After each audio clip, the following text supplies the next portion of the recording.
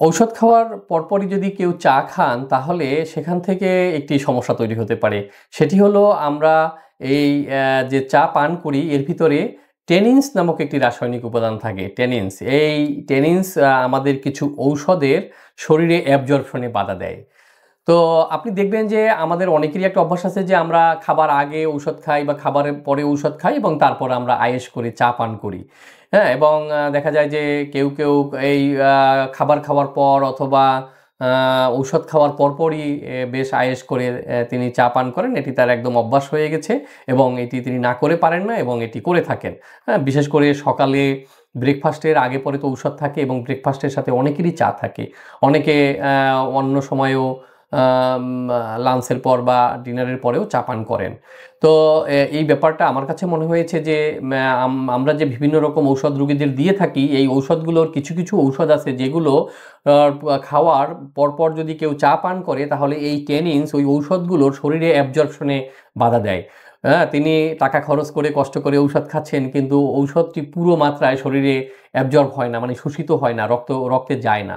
যার কারণে আপনি ঔষধ থেকে কার্যকারিতা কম পাবেন। আমরা হয়তো দিনের পর দিন এটি করে যাচ্ছি এবং আমাদের ঔষধ আমরাও খেয়ে যাচ্ছি কিন্তু এই ঔষধের কার্যকারিতাও আমরা পাচ্ছি না। হ্যাঁ, তো এখানে এখন আমাদের সতর্কতাটা কি করা যেতে পারে? সতর্কতাটা হলো এই যে আপনি খাবার আগে হোক বা পরে হোক যখন আপনি ঔষধ খাবেন, তারপরে আপনার তো চা খাওয়ার অভ্যাস রয়েছে। চা মোটেও ক্ষতিকর কিছু নয়। চায়ে অনেক ভালো কিছু উপাদান আছে, অ্যান্টিঅক্সিডেন্ট আছে, এটা শরীরের জন্য উপকারী। আপনি চা খেতে পারবেন, কোনো অসুবিধা নেই।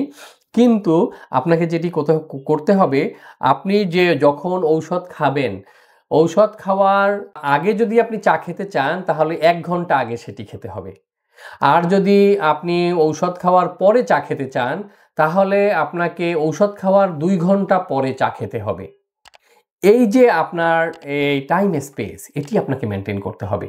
আপনি যদি এটি মেইনটেইন না করেন তাহলে আপনি ঔষধের কার্যকারিতা আপনি শরীরে পাবেন না। আপনার টাকা জলে যাবে। টাকা নষ্ট হবে এবং আপনার যে কারণে আমরা ঔষধটা দিয়েছি সেই রোগটাও আসলে দেখা যাবে যে সঠিকভাবে সমাধান হবে না বা চিকিৎসা হবে না বা আপনি রোগমুক্ত হবেন না। তো অনেকের এই অভ্যাসটি রয়েছে, আপনাদের জানা নেই হয়তো, কিন্তু মাথায় রাখতে হবে। বা যারা ঔষধ খাচ্ছেন আপনার পরিচিত জন বা ফ্যামিলির কেউ বা বন্ধু-বান্ধব তাদেরকেও আপনি একটু শেয়ার করে জানিয়ে দিতে পারেন যে আসলে ঔষধ খাওয়ার সাথেই যেন কেউ চা না খায় এবং সেটি খেতে হবে ঔষধ খাওয়ার ২ ঘন্টা পরে। হ্যাঁ? অথবা যদি আগে খেয়ে নিতে চান তাহলে ১ ঘন্টা আগে খেয়ে নিবেন। তাহলে আপনার ঔষধটি এই চায়ের টেনিনস অ্যাবজর্পশন এ আর হ্যাম্পার করতে পারবে না। ধন্যবাদ সবাইকে।